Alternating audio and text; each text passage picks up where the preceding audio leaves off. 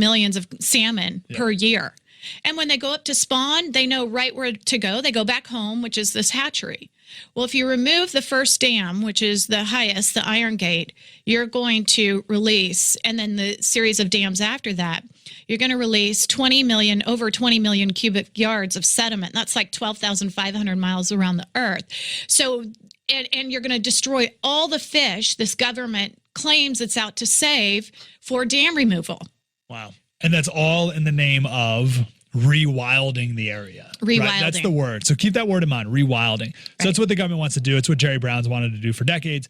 And the environmentalist groups want to do. They want to rewild. Yes. And if you look in Prop 1, which was the water bond we passed 2012. 14. We, a lot of that money, which everyone assumed was to increase water usage, a lot of the money goes to dam removal. Yep. For the purpose of rewilding. Yes. So rewilding, Debbie, correct me if I'm wrong here, it's all based on the premise that nature is more important than man. Right. That's the basis of it, right? Yes, rocks have rights. Absolutely. and the coho salmon are more important than human beings. Well, what they believe, and they being the United Nations, radical environmental groups, lobbyists who are, in this game, they're, getting lots of money and for projects, or tribes are getting lots of money for what they call restoration projects. Mm-hmm. What they believe is that if you have an environment that is full of diversity, what was biodiversity? What was the Oscars all about last night? Yeah. Diversity. Yep. So they think that a balanced world is one that is completely diverse. Even in the biological sciences, that if you have wolves now coming into landscapes, they're going to kill the ungulates. What is the problem with the ungulates? Well, ungulates, deer, cattle, elk, bison cross rivers. And then when you have crossing rivers, you've got the rivers widening a little bit, a ford in the river. Mm-hmm. So it widens out the river in just certain spots. Well, what's wrong with that? Well, according to them, if the more you widen, even it's just slightly a river, the warmer the water gets. Well, fish need really, really cold, clean water. So we must keep the animals out of the river systems. We must keep the hooved animals out of the river systems. What? So this is why wolves need to be, brought back, introduced into the United States of America from Canada and Mexico. Canadian gray wolves from the north, Mexican gray wolves from the south. Yes. What are you talking about? Sorry, I wish you could see my face right now looking at Debbie. So let me repeat, because this will help me understand. Wolves right now, and this is around your neck of the woods? Sure. Okay, so no wolves there now, or a few wolves, right?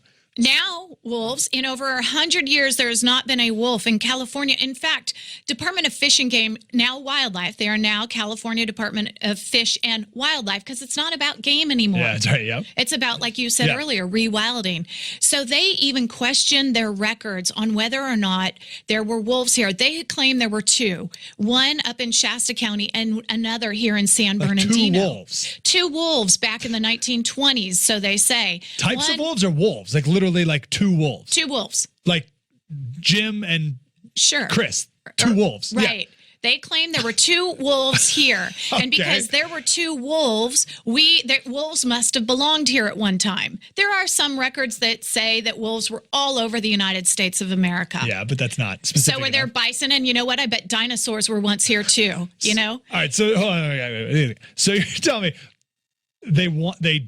they want wolves. Yes. Because without wolves, then we have, what did you call them? What kind of animals? Ungulates? Ungulates. What is that? What's the definition of ungulate? Like a hooved animal. Okay. There's a rancher talking here. You got to talk down to me, Debbie. So hooved animals, too many of them, and they're walking across rivers. Right. And that destroys the beds of the rivers, widens the rivers. Right. Obviously, the water is going to be more shallow, which means the sun gets to heat it up more. So the water level temperature is going to be too hot for the fish to swim all the way up it. Yes, but if you think about where the river widens, it's on the outskirts of the river, on the the sides of the river. So it's just. So we need to bring wolves in to kill the hooved animals, right, to protect the fish. Right, but then there's also grazing. So they're saying that the wolves are going, or the grazing animals, the deer, the cattle. Like deer, cattle. Sure. Yep. Are causing, are destroying natural fauna and flora. So therefore, because they graze, they make marks in the ground. which, my dad would say, hey, those marks in the ground are great. Seeds will blow into those marks in the ground from the hooves, and then it rains, and then you've got plants growing. Unbelievable. The way they want to control. I didn't realize, this is funny, Debbie, because I always thought the leaders, and again, there's leaders and followers in the environmentalist movement. The followers are like my mom, who just want a clean planet with nice clean air to breathe. But then you have the leaders who you're talking about here, the people in Sacramento and DC and the United Nations who are like, this is how we want to control and manipulate the world. I always just assumed they didn't want humans, and I'll get to that in a second here, how they don't want humans. They think humans are a plague on the planet. And they just wanted nature. But this is even more sadistic than that. This is more controlling than that. This is, we want specific types of nature and specific amounts of nature, and not this type of nature, but these types of natures. Like, that's really controlling and arrogant. Yeah, and who's it going to impact? Who are the wolves going to impact most, or the predators? There is a plan. It's called the Y2Y. It's Yellowstone to Yukon. It's from Yellowstone all the way up into Canada, and they're using what is called the Wildlands Project to introduce. Who's they? The United Nations, the U.S. Fish and Wildlife, the Department of Interior, local governments in that area, Indian tribes, defenders of wildlife, Center for Biological Diversity, at Nature Conservancy, Environmental Defense Fund. Debbie answered that question, because a lot of people, when they say they, it's not specific. So you were quite specific. Okay. So I would say they're groups that believe that nature is over humans. Yes. And even the Pope recently he's scaring me about what he's, that nature comes before human beings. And that's, if you're of the religious type and believe, that people are stewards of the land. Sure.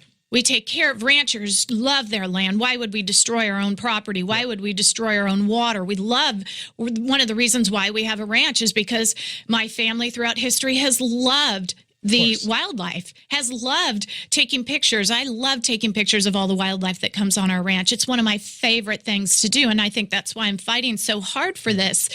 Well, many reasons, but one of them is that, this plan being the agenda for the 21st century, and then after that, the agenda for the beyond that, which is, there's the 2030 agenda, which is part of the agenda for the 21st century. But what happens in the 22nd century? What happens in the 23rd century? So what we see is a big government doing what government does, which is grow. Mm-hmm. Take more and more power from individuals. We see like Walmart's popping up all over. What happens to the mom and pop shops? You see rural towns just being decimated because the services aren't there anymore. There's so much environmental regulation in rural lands, which is where people get their food, where they get their clothing, cotton, leather, all the things that, we use from the rural lands, timber. And governments controlling and manipulating that land like never before. Debbie, I want to cut you off here because I want to take a break. There's a lot going on here. I want you to finish your Yellowstone to Yukon thing point as well. But just real quick, 30 seconds, latest on the Klamath River and the dams there. Are they destroying them? Are they taking them down? What's their plan is to take it out of Congress's hands, put it into FERC. FERC will go into... What's FERC? FERC is Federal Environment... oh, shoot, I forgot it. Somebody on your line. What is it, FIRC? FERC. FERC is... they're in charge of our energy. So a lot of the energy. So if you can look that up, I'll continue. But to put it into FERC, it's part of the federal government. Federal Energy Regulation Commission. Thank you.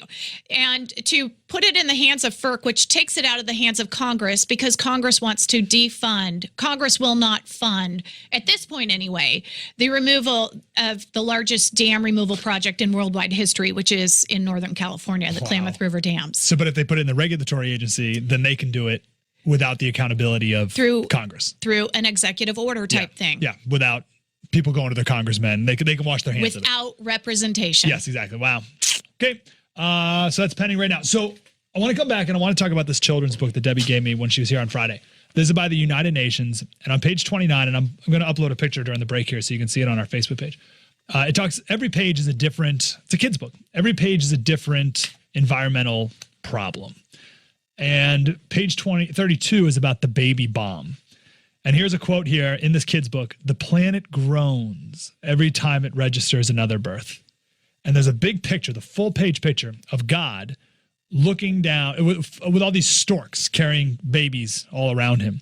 And God is like covering his head, worried and shame, desperation at the planet beneath him with traffic and with a big garbage dump in cities and all that is all dirty down there. And God's like, oh no, there's too many people. The environmentalist leaders think that human beings are a plague on the planet. I know it's hard to accept that fact, but it's absolutely true. And we'll talk more about that coming up next. 1-800-760-KFMB, Mike Slater Show. Spread the word. Slater Crusaders talking with Debbie Bacigalupi. She's from up north. We talked to Debbie a lot about water because she's on the near the Klamath River that they want to rewild, get rid of the dams there, turn it back to its natural state, pre-human. And what would that do for your ranch, Debbie?